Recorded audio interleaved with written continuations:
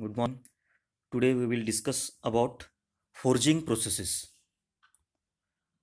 So forging may be defined as a metal working process by which metals and alloys are plastically deformed to the desired shapes by the application of compressive force.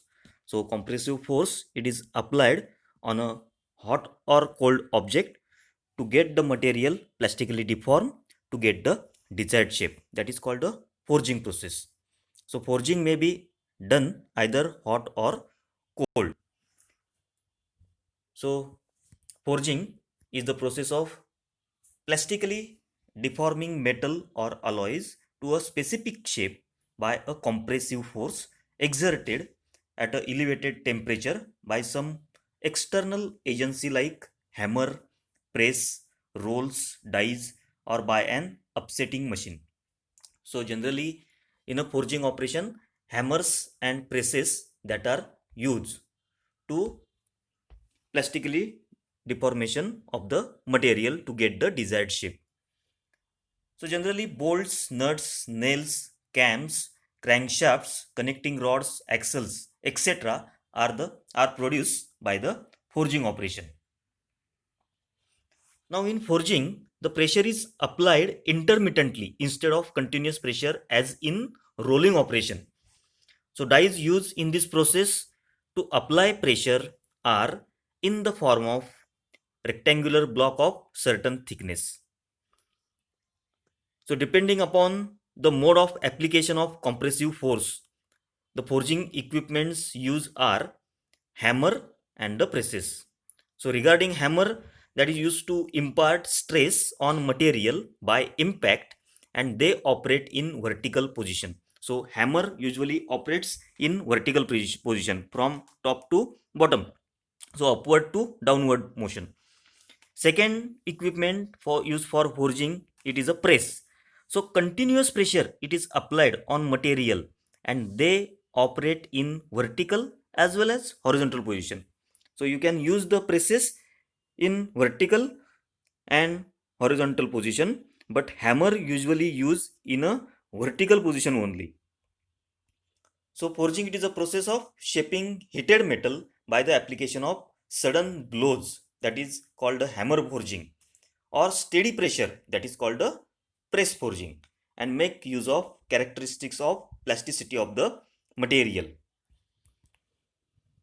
A metal such as steel can be shaped in a cold state, but the application of heat lowers the yield point and makes permanent deformation easier. So localized compressive forces that are exerted manually or with power hammers to get the desired shape of the object, that is called the forging. So process may be carried out on materials in either hot or cold state. When forging it is done cold, processes are given special names. Therefore, the term forging usually implies hot forging carried out at a temperatures which are above the recrystallization temperature of the material. So this was the introductory part of the forging process. Now we will see the classification of forging. Now on the basis of process, the forging process it is classified as open die forging and closed die forging. Then second category, that is on the basis of equipments that are used. So on the basis of equipments it is subclassified as drop forging, power forging, hand forging and machine forging. So this is a classification of the forging.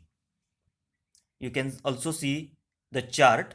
It is classified as open die forging and closed die forging. In a open die forging it is subclassified as hand forging, power forging, and power forging it is subclassified as power hammer and press forging.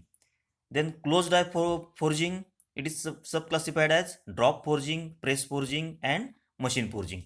So generally the forging it is classified on the basis of process, it is open die forging and closed die forging. On the basis of equipment it is drop forging, power forging, hand forging and machine forging.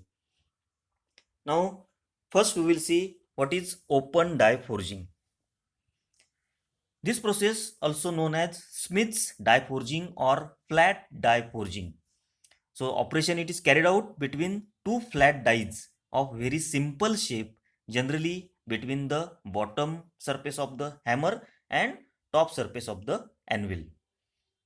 So the workpiece reduces their height plastically deformation by compressing it. Okay, so it is also called hammer forging or flat die forging. The workpiece it is pressed between two flat surfaces. So open die forging is used where the number of components to be forged is too small.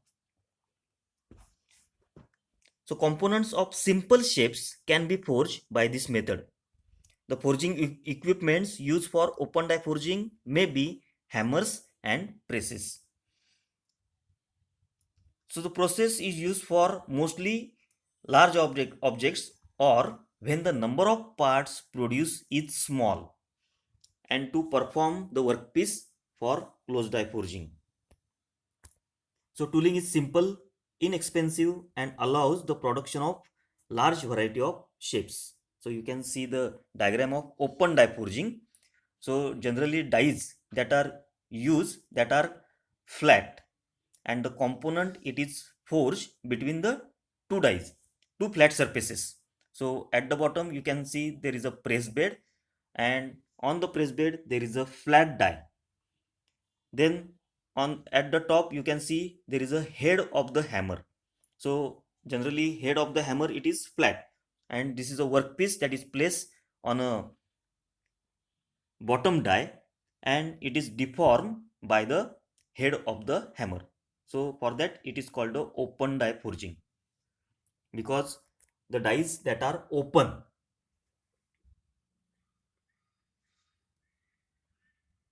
So the operator obtains the desired shape by forging by manipulating the work material between blows. So use may be made of some specially shaped tools or simple shaped die between the workpiece and the hammer or anvil. Anvil means it is a bottom die that is placed on a solid block that is called the anvil to assist in shaping the required sections. The next part or the next type that is a closed die forging. So this process is also called impression die forging. So in a closed die forging, cavities or impressions are cut in the die block. When the metal is forced to take its final shape and dimensions, the dies used in closed die forging or impression die forging may be classified as single impression die and multi impression die. In a single impression die, this die contains only one cavity or impression which is the finishing operation. And in multi impression die, this die contains multiple cavities or impressions which is the finishing operation. So number of products that you can take out by using multi impression die and by single impression die only one product that you can take out by using single impression die. So in this the metal is deformed under high pressure between two dies or in a closed cavity that contains a profile of the desired part. Now regarding the open die, the workpiece it is placed openly between the two flat surfaces, but in a closed die forging it is that surface it is placed inside the cavities or inside the die, or you can say it is placed in a closed cavity that contain a profile of the desired part. So closed die forging are commonly used where mass production of identical and more complex shapes of greater accuracy are required. So normally it is used for smaller components.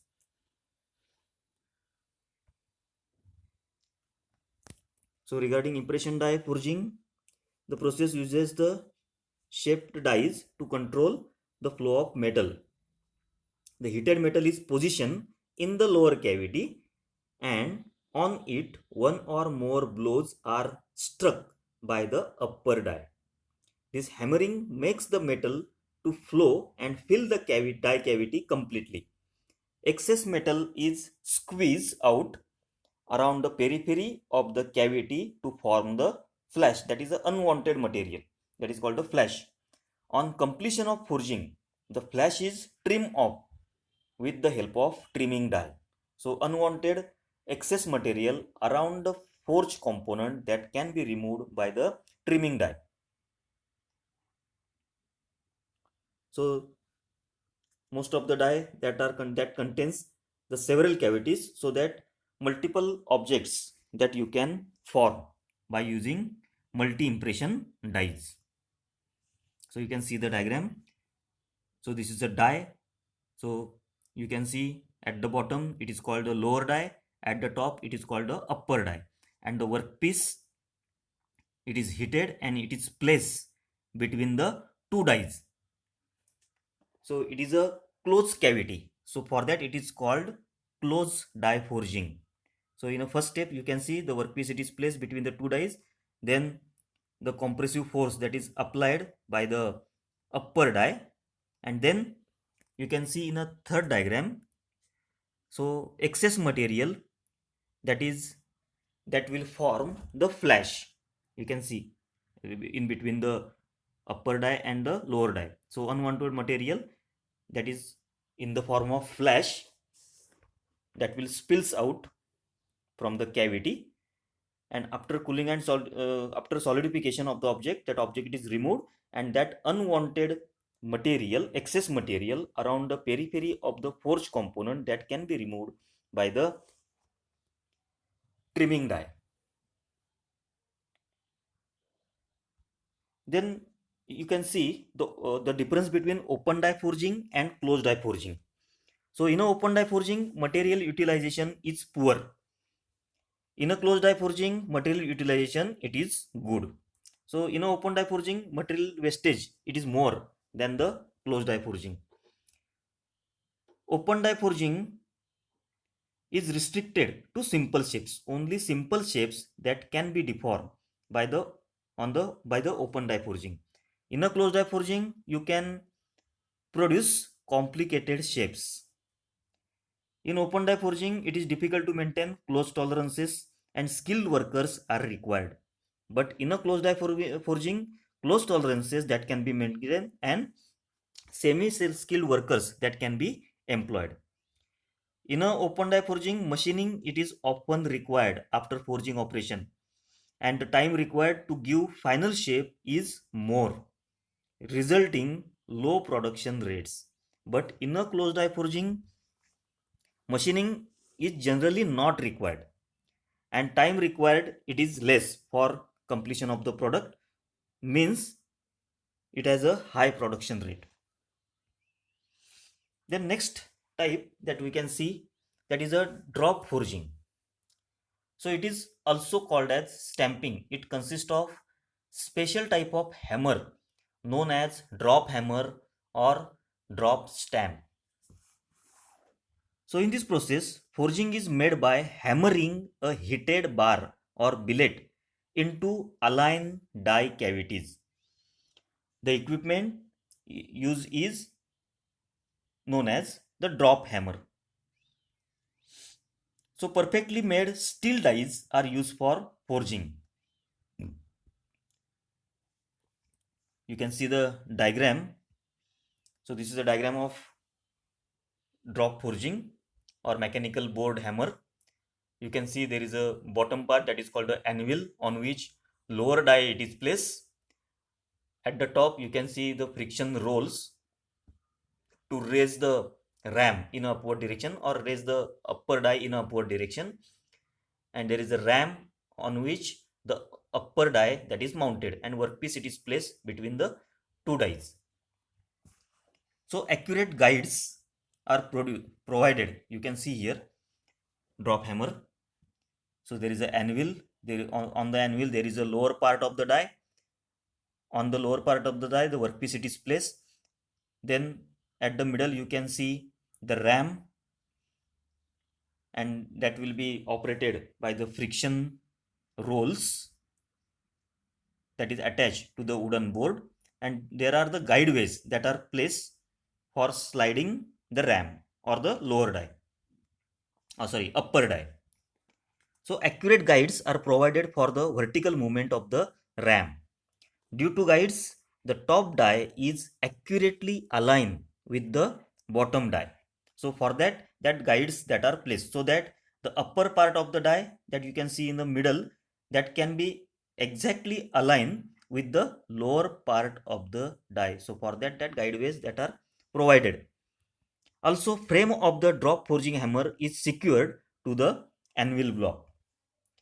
The total structure is mounted on a single foundation. So this is regarding the drop forging. Now, the two most commonly used drop forging hammers are, first is steam air drop hammer and second is bore drop hammer. Okay, so this hammer forging, it is a part of drop forging. So machine which is work by blows or impact to perform forging process is known as hammer forging. So power hammer provides greater capacity in which the ram is accelerated on the downstroke by steam or air pressure in addition to gravity. So steam or air pressure is also used to raise the ram on the upward stroke. Okay, so first type, that is steam air drop hammer. You can see the diagram on a left hand side, that is operated on a steam. You can see at the bottom there is an anvil. On the anvil there is a lower part of the die, then there is a workpiece. On the workpiece there is a upper part of the die, then the ram, and that ram, it is moved or it is operated by the mechanism, that mechanism that is operated by the steam or air.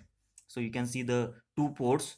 At the bottom there is a cylinder and piston arrangement, and the two ports. At the bottom there is a one port that is used, the steam that is admitted through the bottom port, so that the ram that will move in a upward direction, and then changing the direction of the steam. So there is a one more port at the top to move the ram in a downward position. So in a steam air drop hammer, it is not truly a drop hammer, since steam pressure is used to raise the ram as well as to control the force.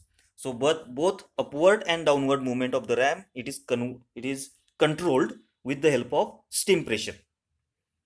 A bore drop hammer, it is a gravity drop hammer. In a next diagram that is placed on the right hand side, you can see anvil. On the anvil there is a lower die, workpiece, then upper die, ram, and that ram, it is operated by the rolls. So it is a gravity drop hammer. So during downward stroke, the ram falls down due to gravity. So upper part of the board is placed between the counter revolving rolls. So during upward movement of the ram, the roll revolves, and during downward stroke, the ram falls down due to gravity. So that is a working of hammer forging.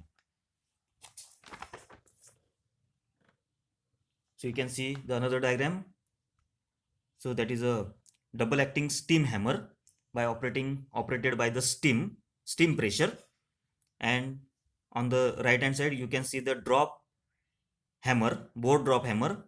On the board there is a counter revolving rolls. So that rolls that is used to raise the upper part or the raise the ram, and during downward stroke the ram falls down due to gravity. So that is the difference between these two. Then press forging. So machine which work on a pressure to perform forging process is known as press forging.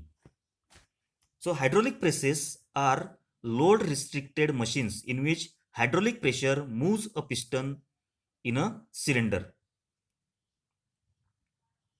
So like drop forging, press forging also uses the impression dies. So impression dies means the cavities that are cut in a block, that is called a impression dies. It is done in presses rather than with hammers. The metal is plastically deformed into die cavities by a slow squeezing action. Some provision is made in a die cavity to escape the air and excess die lubricant. The press forging dies require a mechanical means for ejecting the forging. So some ejecting arrangement that is made in a dies to eject the component after forging operation. Press forging are generally more accurate dimensionally than drop forging. So press for closed die forging may be of two classes. You can use the hydraulic press or you can use a mechanical press. So that is regarding the press forging, which is mostly used for forging of large section of metal and uses hydraulic press to obtain slow and squeezing action instead of a series of blows as in drop forging. So the continuous action of the hydraulic press helps to obtain uniform deformation throughout the entire depth of the workpiece. Therefore, the impressions obtained in press forging are more clean.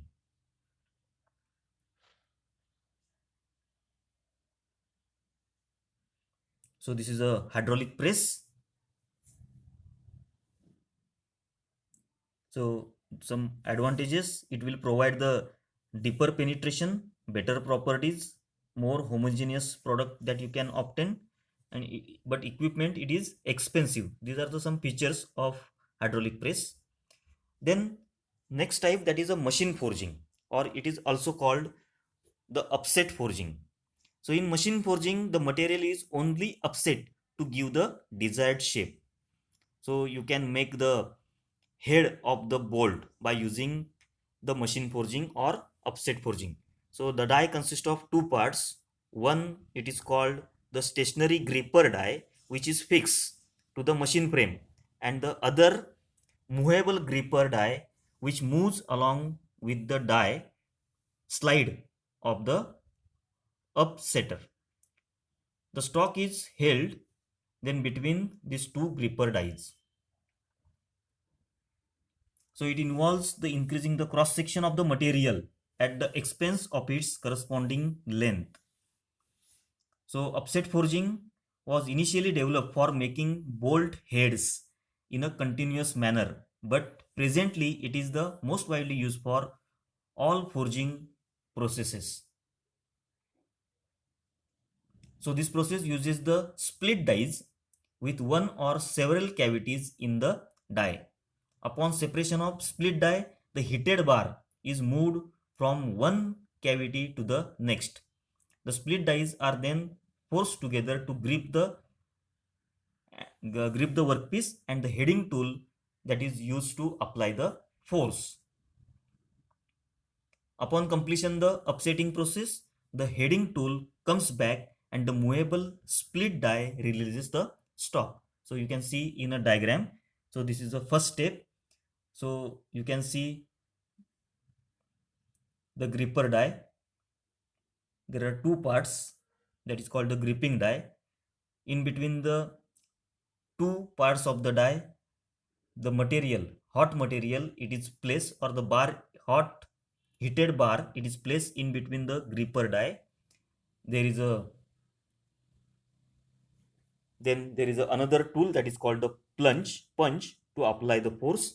So in a first cycle, wire stock is fed into the stop, fed to the stop. So this is a stop that is used to get the actual length of the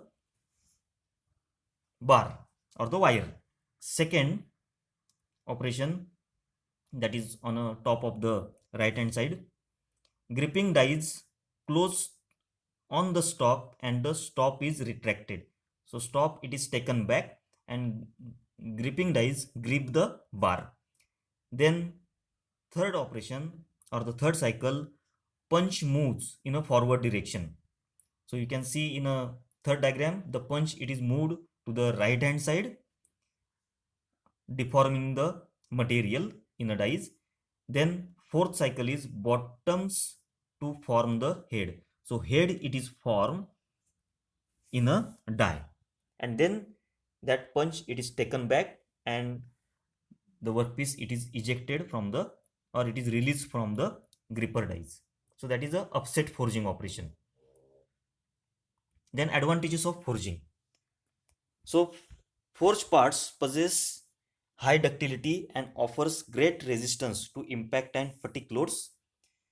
It refines the structure of the metal. So it results in considerable saving in time, labor, and material as compared to the production of similar atoms by cutting from solid stock and the shaping it.